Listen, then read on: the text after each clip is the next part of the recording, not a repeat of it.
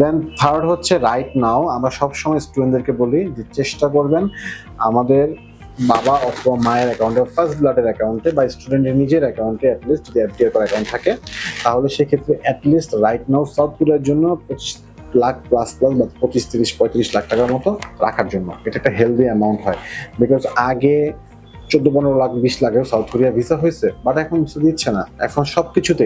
কারণ আপনাকে চিন্তা করতে হবে আগে হয়েছে এখন হচ্ছে না কেন।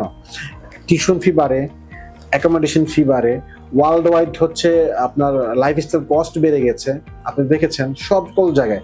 সো যখন আজ থেকে 1 বছর আগে যা লাইফস্টাইল কস্ট ছিল, 1 বছর পরে লাইফস্টাইল কস্ট ডেফিনেটলি আগের মতো নেই, ইনফ্লেশন আছে মার্কেটে, সো ডেফিনেটলি আপনার খরচ বেড়ে গেছে।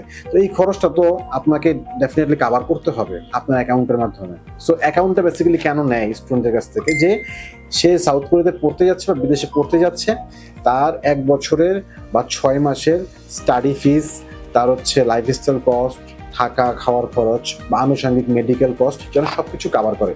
তো এই বিষয়গুলো তো সময়ের সাথে সাথে পরিবর্তনশীল। সো এগুলো আমরা আসলে কি আগের নিয়মেই করে আছি। সো এইটা করে অনেক ভিসা কিন্তু এবার রিজেকশন এসছে।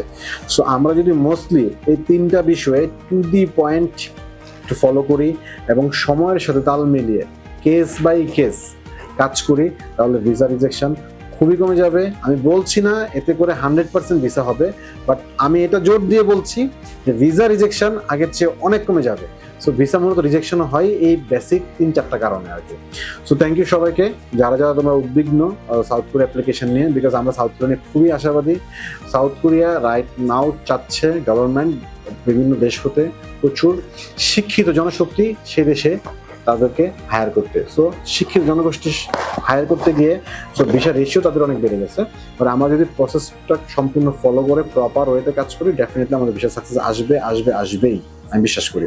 সো সো উদ্বিগ্ন হওয়ার কিছু নাই, জাস্ট প্রসেসটা ফলো করে যার মাধ্যমেই তোমরা কাজ করো, তুমি যেভাবে ফাইলটাকে প্রসেস করো, আমি রিকোয়েস্ট রাখবো যে জানে যে স্টুডেন্ট পাঠিয়েছে এবং যে পাঠাচ্ছে রেগুলার স্টুডেন্ট, তাদের মাধ্যমে কাজটা অ্যাটলিস্ট করো। কারণ তার কাছে আমি যে কথাগুলি বললাম তার কাছে প্রত্যেকটা কথার অ্যান্সার আছে, কারণ সে up to date. So that's it for the time being. ভালো থাকবে সবাই, সুস্থ থাকবে, নিরাপদে থাকবে এবং তোমাদের বিদেশ যাত্রা শুভ হোক এবং